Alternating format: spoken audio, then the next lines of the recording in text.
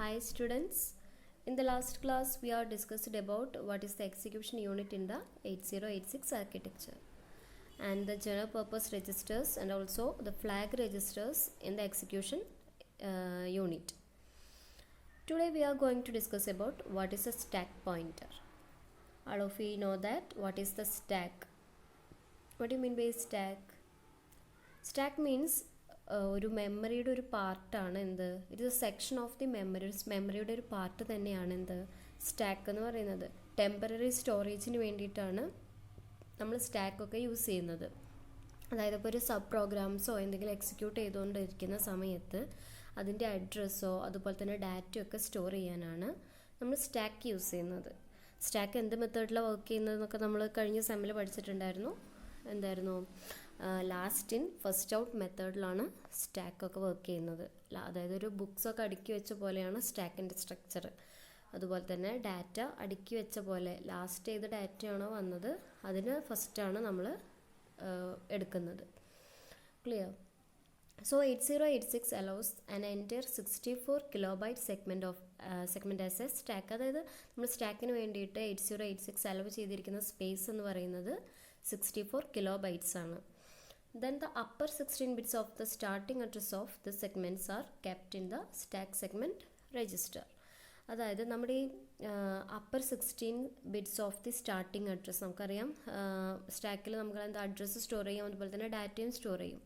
So നമ്മൾ address store ചെയ്യുന്ന സമയത്ത് അതിൻ്റെ അപ്പർ 16 ബിറ്റ്സ് ആയിരിക്കും എന്ത് ചെയ്യുന്നത്, ആ ഒരു സെഗ്മെൻറ്റിൽ അല്ലെങ്കിൽ സ്റ്റാക്ക് സെഗ്മെൻറ്റിൽ സ്റ്റോർ ചെയ്ത് വെക്കുന്നത്. Then the stack pointer register holds A 16-bit offset. എന്തിനാ സ്റ്റാക്ക് പോയിൻ്റർ മീൻസ് ആ സ്റ്റാക്കിൽ ഡാറ്റ എവിടെയാണെന്ന് കണ്ടെത്താൻ വേണ്ടിയിട്ടാണ് സ്റ്റാക്ക് പോയിൻ്റർ യൂസ് ചെയ്യുന്നത്.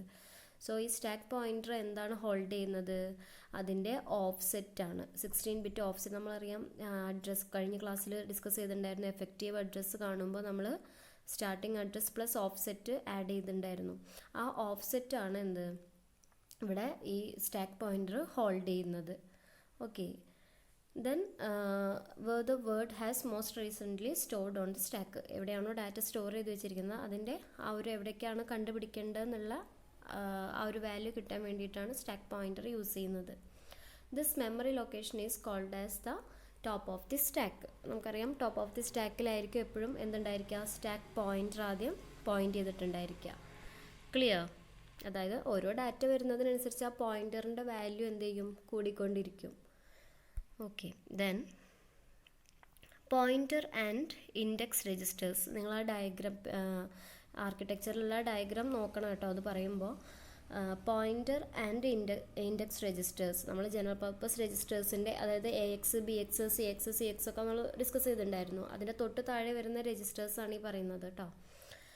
So pointer and index register എന്തായിരുന്നു, in addition to the SP അതായത് സ്റ്റാക്ക് പോയിൻ്റർ കൂടാതെ the execution contains 16-bit base pointer and 16-bit source index. SI എന്ന് പറഞ്ഞാൽ സോഴ്സ് ഇൻഡെക്സ്, BP എന്ന് പറഞ്ഞു കഴിഞ്ഞാൽ ബേസ് പോയിൻ്റർ. ഇതിൻ്റെ സൈസ് എന്ന് പറയുന്നത് 16 ബിറ്റ്സ് തന്നെയാണ്. Okay.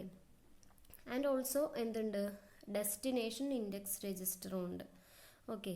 Then these registers can be used for temporary storage of data just as a general purpose registers. നമ്മൾ ജനറൽ പർപ്പസ് രജിസ്റ്റേഴ്സിൽ ഡാറ്റ ഇങ്ങനെ ടെമ്പററി ആയിട്ടായിരുന്നു സ്റ്റോർ ചെയ്തിട്ടുണ്ടായിരുന്നത്. സെയിം ലൈക്ക് അതുപോലെ തന്നെയാണ് ഇവിടെയും ടെമ്പററി സ്റ്റോറേജിന് വേണ്ടിയിട്ടാണ് ഈ ഒരു pointer and index registers use ചെയ്തിരിക്കുന്നത്.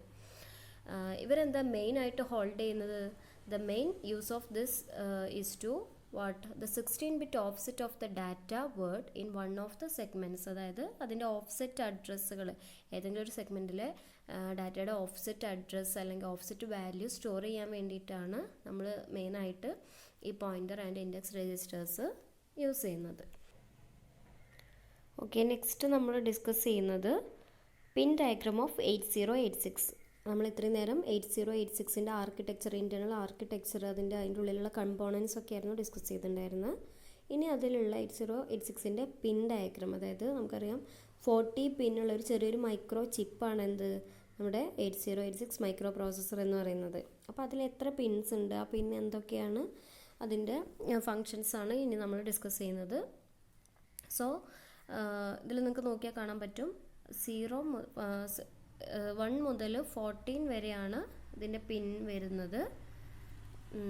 സോ ഫസ്റ്റത്തെ പിന്ന് ഇവിടെ ഗ്രൗണ്ടാണ്, ഇവിടെ 20th പിന്നും ഗ്രൗണ്ടാണ്, 19th പിന്ന് ക്ലോക്ക്, 18th ഇൻട്രപ്റ്റ്, INTR എന്ന് പറഞ്ഞാൽ ഇൻട്രപ്റ്റ് ആണ്. സോ ഇതിൽ AD 0 മുതൽ AD 15 വരെ, ഇവിടെ കണ്ടോ 15, 39, 40th പിന്ന് VCC ആണ്. 15 വരെ എന്താ അഡ്രസ് അല്ലെങ്കിൽ ഡാറ്റ പിന്നാണ്, അഡ്രസ് ഓർ ഡാറ്റ പിന്നാണ് എന്ത് AD 15 എന്ന് പറഞ്ഞാൽ. നമുക്ക് ഓരോന്ന് എന്താണെന്ന് നോക്കാം. AD 15 to AD 0 വരെ അഡ്രസ് ഓർ ഡാറ്റ ബസ്സാണ് എന്ത് ആ പിൻ എന്ന് പറയുന്നത്. These lines constitute the time multiplexed memory or IO address and data bus. അതായത് ഇതിൽ മെയിനായിട്ട് സ്റ്റോർ ചെയ്യുന്നത് അഡ്രസ്സോ അല്ലെങ്കിൽ ഡാറ്റയോ ആയിരിക്കും. Okay, then A19 S6 to A16 S3 അല്ലെങ്കിൽ AS എന്ന് പറയുന്നത് നമുക്ക് ഡയഗ്രത്തിൽ നോക്കാം. ഇവിടെ കണ്ടോ A16S 38, 37, 36, 35 ഈ പിൻസാണ് ഇവിടെ കാണിച്ചിരിക്കുന്നത്. ഓക്കെ, ഈ ഒരു പോർഷൻ ഇത്. അപ്പോൾ ഈ പിൻസ് എന്തിനാ? ഡ്യൂറിങ് ദ T1, അത് അഡ്രസ്സ് അല്ലെങ്കിൽ സ്റ്റാറ്റസിന് വേണ്ടിയിട്ടാണ്. AD എന്ന് പറയുമ്പോൾ അഡ്രസ്സ് ഓർ ഡാറ്റ, AS എന്ന് പറഞ്ഞു കഴിഞ്ഞാൽ അഡ്രസ്സ് അല്ലെങ്കിൽ സ്റ്റാറ്റസ് പിൻസാണ്. Then during the T1 these are the 4 most significant address lines for memory operations. Memory operations അല്ലെങ്കിൽ മെമ്മറികളിലുള്ള ഡാറ്റസ് നമ്മൾ ട്രാൻസ്ഫർ ചെയ്യുന്ന സമയത്ത് നമ്മൾ മെയിനായിട്ട് യൂസ് ചെയ്യുന്ന ഒരു പിന്നാണ് എന്ത് ഈ അഡ്രസ് അല്ലെങ്കിൽ സ്റ്റാറ്റസ് പിൻ എന്ന് പറയുന്നത്. Then during IO operations these lines are low. IO operations, input output operations നടക്കുന്ന സമയത്ത് ഈ ലൈൻ പിൻ എന്തായിരിക്കും? ലോ സ്റ്റേറ്റിലായിരിക്കും. During the remain T states status information is available on these lines. അതായത് ആ ടൈം കഴിഞ്ഞാൽ ബാക്കിയുള്ള സമയം ഉണ്ടായിരിക്കില്ലേ, ആ സമയത്ത് എന്തായിരിക്കും ഈ ലൈൻസിൽ എന്തായിരിക്കും നമ്മുടെ ഡാറ്റയുടെ സ്റ്റാറ്റസ് അല്ലെങ്കിൽ അവൈലബിൾ ആയിരിക്കും. ഓക്കെ, ദെൻ നെക്സ്റ്റ് വരുന്നത് BHE/S7, അതായത് bus high enable status. Diagram നോക്കൂ. BHE എന്ന് പറയുന്നത് എത്രാമത്തെ പിന്നാണ്? കണ്ടോ ഇവിടെ BHE/S7 34th പിന്നാണ് എന്ത് BHE എന്ന് പറയുന്നത്. അപ്പോൾ BHE പിന്നെന്താ? Bus high enable status. Bus high enable status പിന്നെന്തിനാണ് യൂസ് ചെയ്യുന്നത്? ഡ്യൂറിങ് ദ T1, അതായത് ടൈം ഡ്യൂറേഷൻ ഉണ്ടോ പറയുന്നത്, എന്തെങ്കിലും ഒരു ഓപ്പറേഷൻ നടക്കുന്ന time. During the T1 the BHE signal should be used to enable data on the most significant half of the data bus. എന്ന് പറഞ്ഞു കഴിഞ്ഞാൽ എന്താ, നമ്മൾ ബസ് ഹൈ ഇനേബിൾ, നമ്മൾ എന്തെങ്കിലും ഡാറ്റ ട്രാൻസ്ഫർ ചെയ്യുന്ന സമയത്താണ് ഈ ബസ് എന്ത് ചെയ്യുന്നത്, അല്ലെങ്കിൽ ബസ് പിന്നെന്താവുന്നത് ഹൈ സ്റ്റേറ്റിലേക്ക് അല്ലെങ്കിൽ ആക്റ്റീവ് ആവുന്നത്. ആ സമയത്താണ് നമുക്ക് എന്താ ഡാറ്റയൊക്കെ ഇൻഫോർമേഷൻസും അതിൻ്റെ സ്റ്റാറ്റസൊക്കെ നമുക്ക് അവൈലബിൾ ആയിട്ട് അപ്പോൾ കിട്ടുന്നത്. ഓക്കെ, ദെൻ അടുത്തതാണ് റീഡ് പിൻ. റീഡ് എന്ന് പറഞ്ഞു കഴിഞ്ഞാൽ എന്താ? Read stop indicates that the processor is performing A memory or IO read cycle.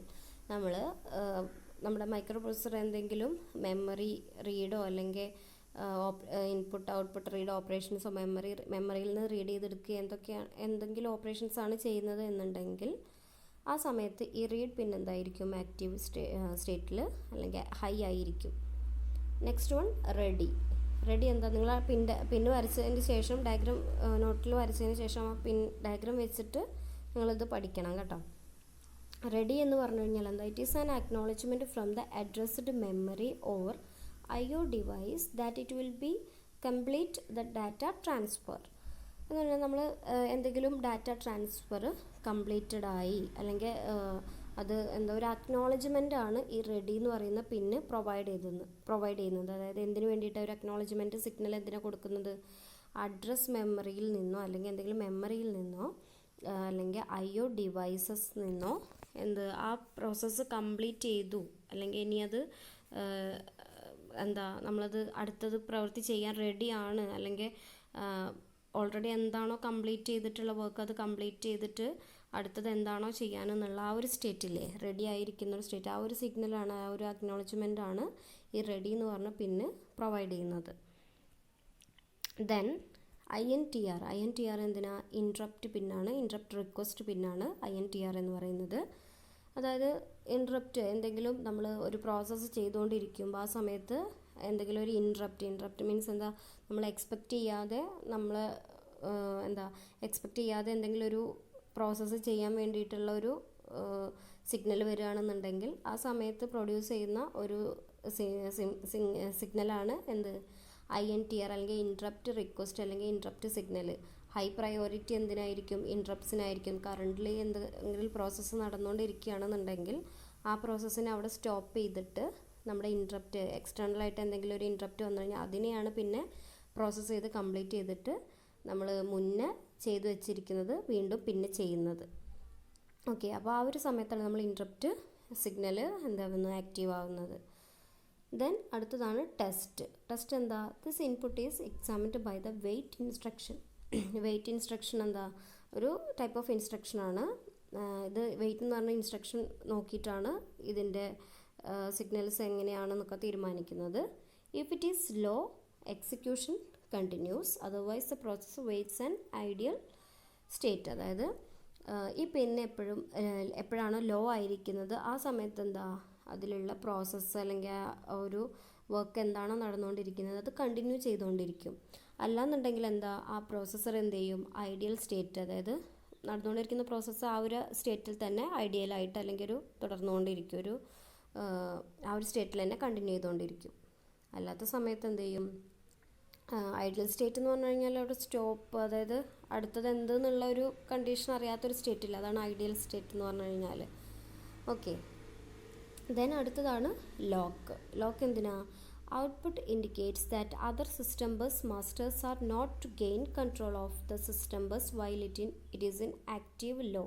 അതായത് ഇത് ലോ ആയിരിക്കുന്ന സ്റ്റേറ്റിൽ എന്താ, നമുക്ക് മറ്റുള്ള സിസ്റ്റത്തിന് അല്ലെങ്കിൽ മറ്റുള്ള സിസ്റ്റം ബസ് മാസ്റ്റേഴ്സിനൊന്നും അതിൻ്റെ കൺട്രോളോ കാര്യങ്ങളൊന്നും കിട്ടാതിരിക്കാൻ വേണ്ടിയിട്ട്, അതായത് ഒരു ആക്ടിവിറ്റി നടന്നുകൊണ്ടിരിക്കുമ്പോൾ അത് മാത്രമേ അവിടെ ചെയ്യാൻ പറ്റുള്ളൂ, മറ്റുള്ള കാര്യങ്ങളൊന്നും ആ സമയത്ത് അപ്പോൾ ചെയ്യേണ്ട കാര്യമില്ല. അപ്പോൾ ആ സമയത്ത് ലോക്ക് എന്നുള്ള സിഗ്നലാണ് അവിടെ എന്താകുന്നത്, ആക്റ്റീവായിട്ടിരിക്കുന്നത് അല്ലെങ്കിൽ സിഗ്നൽസ് ഹൈ ആയിരിക്കുന്നത്.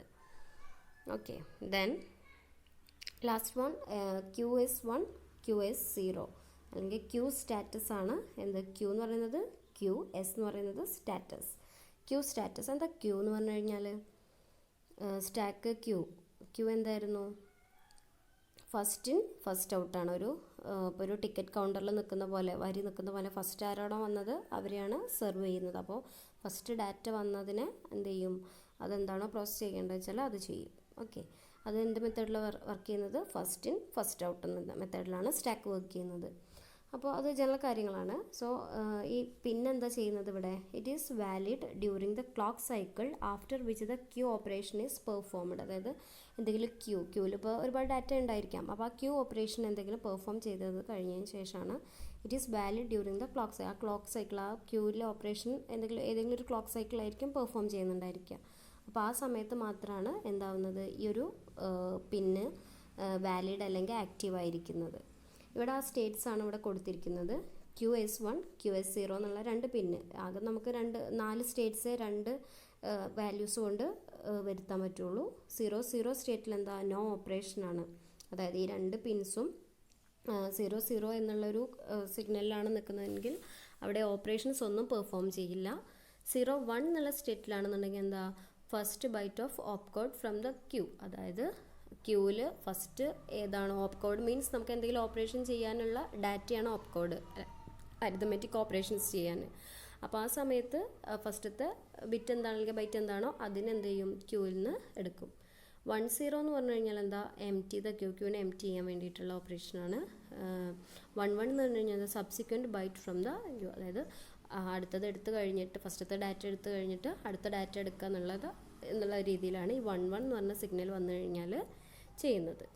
ഓക്കെ, അപ്പോൾ ഇത്രയാണ് പിൻസ്. ബാക്കി നമുക്ക് അടുത്ത ക്ലാസ്സിൽ ഡിസ്കസ് ചെയ്യാം. ഓക്കെ, അപ്പോൾ all of you, thank U.